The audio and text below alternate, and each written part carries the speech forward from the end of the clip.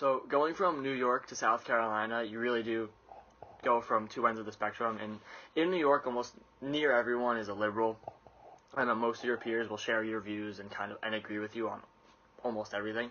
But coming here and being in a place where all my friends have different views than me has definitely been like a really interesting experience, and totally a bit of a culture shock, because you realize that things you talked about at home with like your friends at home are no longer fun things to talk about, because you know that it'll lead to arguments and like discussions that you really don't want to be a part of, because they might be like a little contentious, argumentative, and especially when you're trying to make new friends, this is something like I totally avoided. Like, you totally don't want to bring up any thing that you think can cause a rift between you, especially as you're trying to just expand your social network and meet new people. It's a worry that you don't want to be judged for what you believe in. You don't want people to think less of you because you think one thing or another.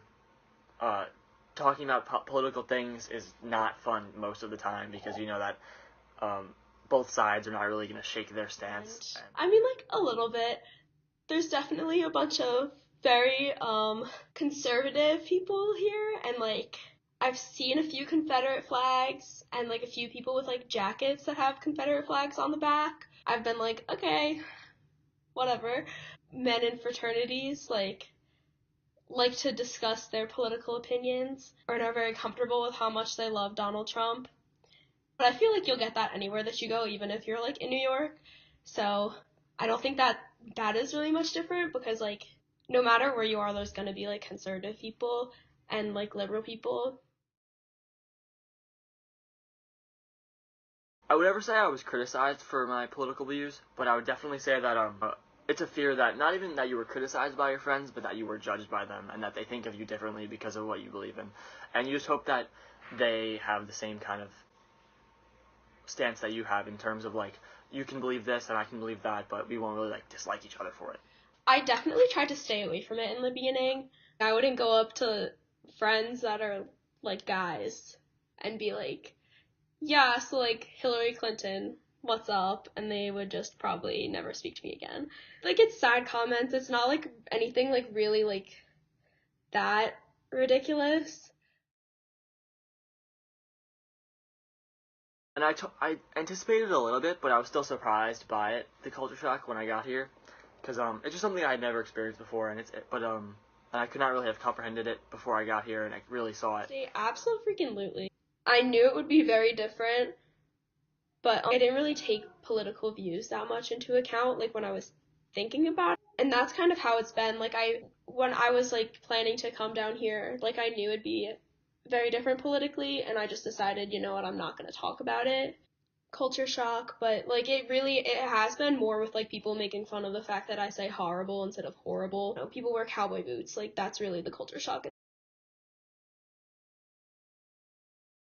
I think the culture shock of meeting people who stand on a lot of different things than you is a really important kind of experience, because I think that if you're in a scenario your whole life where everything you believe in is never really challenged, and you're kind of let to just kind of go your own way and kind of just think exactly what you think, that could be a really bad thing, because I think you need to kind of become like a functioning person and like well-rounded to have your side and your beliefs and what you think challenged. And when you have yourself challenged, you kind of learn a lot more about what you believe in, why you believe in it, why you don't think another thing is true. And also, when someone challenges your ideals and what you think, you learn a lot about what they're saying, and you can learn to understand their point of view a little bit more. And even if you don't agree with the point they're making, it is really a valuable thing to be able to understand where someone is coming from and understanding why they think what they think. I think that's probably the most important thing, because that can apply to a lot of things besides politics, and just being tolerant of other people, and being able to understand that other people's lives and upbringings are very different, like especially in our world where like everything is so polarized, that it's okay for other people to disagree with you. And just because someone doesn't have the same views as you and the same stance, that doesn't make them necessarily wrong.